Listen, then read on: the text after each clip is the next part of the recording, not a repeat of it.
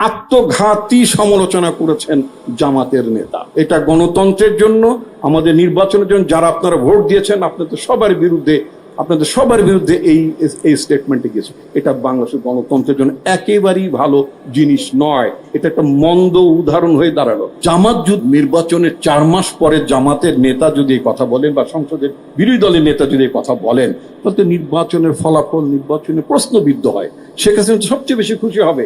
আমি যদি বলি জামাত যতগুলো নির্বাচনে অংশ নিয়েছেন ইতিপূর্বে, তাদের যে ভোটের পার্সেন্টেজ ছিল, তারা বিএনপির সমর্থনে যতগুলো আসন পেয়েছিলেন, রাতারাতি 12-14 বছর এত নিপীড়ন নির্যাতনের মধ্যে তাদের সরকার গঠন করার মতন অবস্থা তৈরি হয়ে গেল। এদেশে মানুষের মনোজগৎ পরিবর্তন হয়ে গেল। অবাক কথা। সবচেয়ে বড় কথা হচ্ছে যে এই যে অভিযোগটা তুললেন, এই অভিযোগটা 4 মাস পর এখন তুলে আপনি গণতন্ত্রকে শক্তিশালী করলেন আপনারা, না গণতন্ত্রকে দুর্বল করলেন আপনারা? যাই হোক, আমি আশা করব অনেক সময় মানুষের মুখ থেকে অনেক সময় অনেক কথা বেরিয়ে যায়, হয়তো এরকম একটা কিছু হবে আমি মনে করি। পত্রিকায় দেখেছি শেখ হাসিনা আসছেন জুলাই মাস, আমাদের অভ্যুত্থানের 2য় বর্ষপূর্তি, উনি আসছেন, উনি জানান দিয়েছেন। কিভাবে? সাংবাদিকরা জিজ্ঞেস করেন, আমি খুব অবাক হয়ে যাই। জিজ্ঞেস করেন 2 বছরের মধ্যে জিজ্ঞেস করেন, যখন টক শোতে যে জিজ্ঞেস করেন শেখ হাসিনা আসছেন, কি বলবেন? বলে না কি বলবো, ওটা তো লিমিটেড, মানে 2-3 জনের মধ্যে, আমি মঞ্জু ভাই বা মান্না ভাই, আমরা 2-3 জনের মধ্যে আলোচনা করি টক শোতে। যে আজকে আপনাদের সামনে বলতে চাই, তিনি আসছেন না, আসতে পারবেন না। কেন পারবেন না? 1981 সালে তিনি স্বামী সন্তান নিয়ে প্রবাসে ছিলেন এবং সরকারের আনুকূল্য নিয়ে, তৎকালীন বিএনপি সরকার, সেই সরকারের আনুকূল্য নিয়ে, অনুমোদন নিয়ে তিনি বাংলাদেশে এসেছিলেন। যখন তিনি বাংলাদেশে আসেন শেখ হাসিনা, তখন শেখ হাসিনার হাতে কোনো রক্ত ছিল না। শেখ হাসিনা নিজে কোনো সংবাদপত্র বন্ধ করেনি, লেথাল উইপন ইউজ করার জন্য কোনো নির্দেশ দেননি, রক্ষী বাহিনী তিনি ক্রিয়েট করেননি, একদল তিনি বানাননি, গুম করেননি। যে রক্ষী বাহিনীর লোকজন যে গুম করতে, এই কাজগুলোর সাথে উনি জড়িত ছিলেন না। ওনার বাবার প্রশাসন, ওনার বাবা জড়িত ছিলেন, শেখ মুজিবুর রহমান জড়িত ছিলেন। 21 বছর তাকে রাজনীতি করতে, এবং ওনার বাবা, মানুষ সাধারণত বাবার যে মৃত্যুর সময় বাবার যে আকাঙ্ক্ষা থাকে, কি বাবা যদি বলে আমাকে ওই জায়গায় কবর দিও, তাই তো দেই আমরা নাকি? বাবা যদি বলে এটা করো, যে একজন বাবার গল্প বলে গেলেন না যে আমার নাম যেন থাকে, বলে তো উনি, ওনার বাবার জীবনের সর্বশেষ আকাঙ্ক্ষা ছিল তাদের দলটার নাম হবে বাংলাদেশ কৃষক শ্রমিক আওয়ামী লীগ। উনি সেটাও রাখেন নাই। উনি বুঝতে পেরেছিলেন যে বাংলাদেশের মানুষ বাকশালকে ঘৃণা করে ওই নামে রাজনীতি করা যাবে না। সেজন্য তিনি বাবার সর্বশেষ ইচ্ছার নামটা পর্যন্ত বাদ দিয়ে তিনি আবার বাংলাদেশ আওয়ামী লীগে ফিরে এসেছিলেন। অর্থাৎ বাবার পথে অনেক বছর তিনি ছিলেন না। তো এবং শেষবার ওনাকে বলতে যে আমাকে ক্ষমা করেন, আমাদেরকে ক্ষমা করেন, একবারের জন্য আমাদেরকে সময় সুযোগ দেন। তো মানুষ মনে করছে আচ্ছা ঠিক আছে, মানুষ মাত্রই ভুল করে, তো ঠিক আছে একবার সুযোগ দেওয়া যায়। একবার সুযোগ দিয়েছে, ভালো। এবার তো ওনার কোনো রিগ্রেট নাই, রিমোর্স নাই, ওনার অনুশোচনা নাই। উনি বলেছেন উনি কোনো অন্যায় করেননি, ভুল করেননি। উনি বলেছেন উনি ভারতে যেতে চান নাই। উনি নাকি গোপালগঞ্জে যেতে চেয়েছিলেন। গোপালগঞ্জে যাওয়ার জন্য কি এত বাক্স পেটটা বাঁধতে হয়? ঢাকা থেকে গোপালগঞ্জে, আমার বাড়ি গোপালগঞ্জ আর ঢাকার মাঝামাঝি জায়গা হচ্ছে আমার বাড়ি, এই যে মুন্সিগঞ্জে বামাঘাটের কাছে আমার বাড়ি, মানে ব্রিজটা পার হলে তো মোটামুটি গোপালগঞ্জ। তো গোপালগঞ্জে যাওয়ার জন্য তো এরকম 28টা সুটকেস, বাক্স পেট্রা, হীরা জহরত, এত ডলার প্যাক আপ করতে হয় না।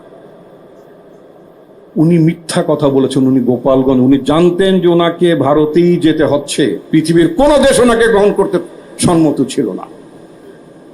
ওনাকে গোপালগঞ্জে না, পৃথিবীর কোন গোপালগঞ্জে গেল যেই জনগণ গণভবন দখল করেছিল, আমরা এরকম গণভবন, রাজপথ দখল করার বড় বড় ইতিহাসের কথা জানি।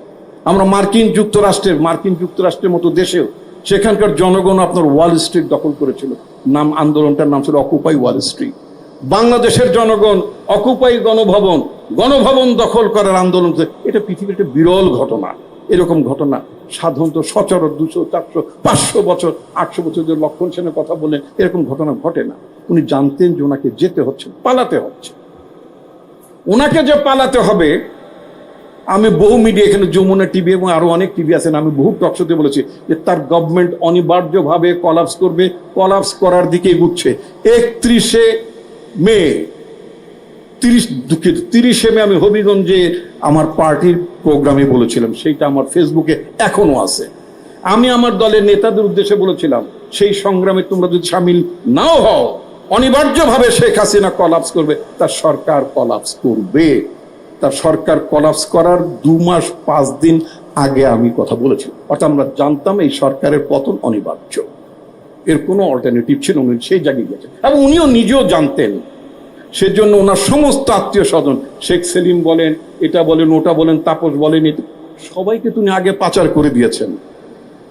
সবাইকে তো পাচার করে দিয়েছেন তিনি। তার আত্মীয় স্বজন কেউ কিন্তু ঢাকায় ছিল না, সবাই কিন্তু 5 তারিখের আগে সব সেফ এক্সিটে চলে গেছে। কেউ লন্ডনে, কেউ সিঙ্গাপুরে, কেউ ভারতে, মোটামুটি সবাই। শুধু উনি আর শেখ রেহানা, ওই শেখ পরিবারের মধ্যে উনি আর শেখ রেহানা ছিলেন। তো শেখ রেহানা তো foreign national, she is a British national. তো উনি মিথ্যা কথা বলছেন, উনি আর আসতে পারছেন না। কেন পারছেন না? ওনার হাতে এখন রক্তের দাগ, ওনার হাতে এখন মানুষ খুনের অভিযোগ ওনার উপরে আছে। উনি বাংলাদেশকে ধ্বংস করে দিয়ে লক্ষ লক্ষ কোটি টাকা পাচার করেছেন।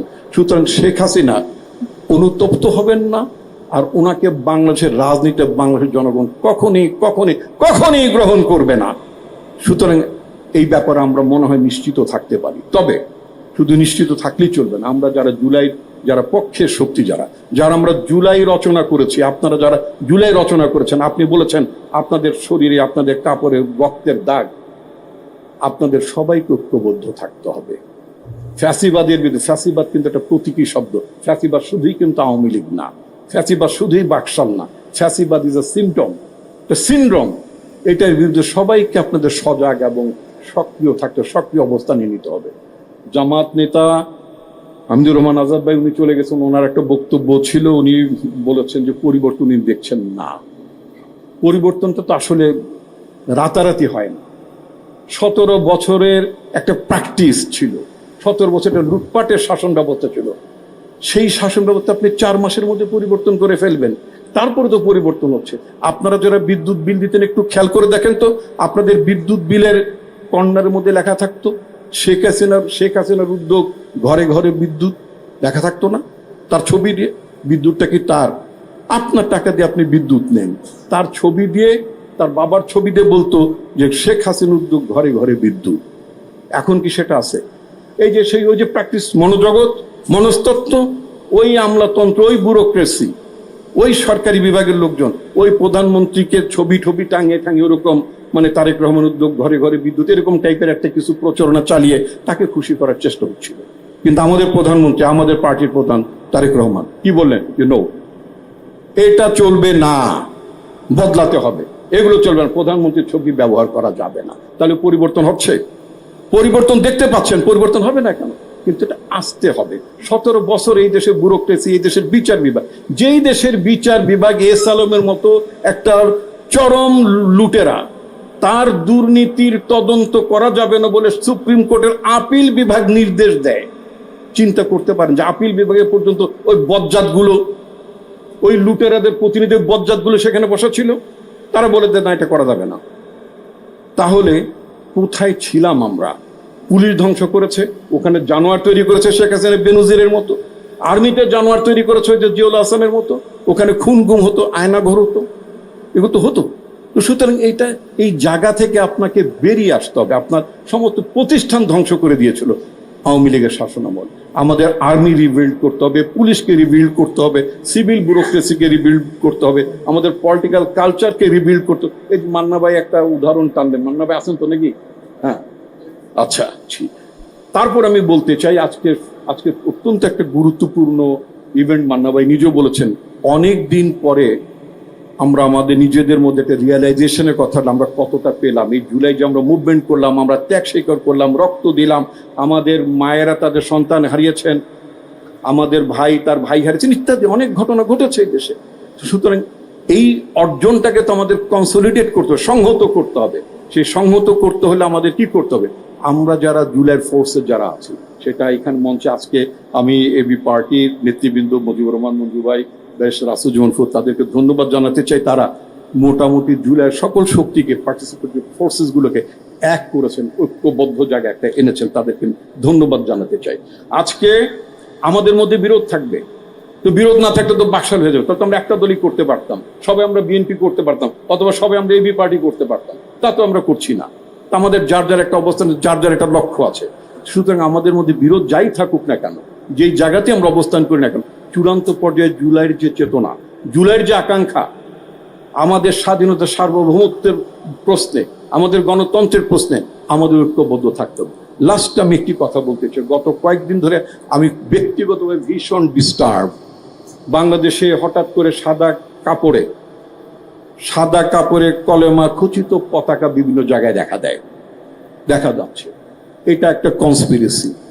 কয়েকদিন আগে একটা বোম ব্লাস্টের ঘটনা ঘটেছে, এই পতাকা নিয়ে মিছিলের ঘটনা ঘটেছে। এটা হচ্ছে শেখ হাসিনা আমলে জঙ্গি নাটক হতো, তারা এগুলো ক্রিয়েট করত। তাদের অপশাসনকে পাকাপোক্ত করার জন্য সারা পৃথিবীকে দেখাতে চাইতো বাংলাদেশে জঙ্গিবাদের উত্থান ঘটছে।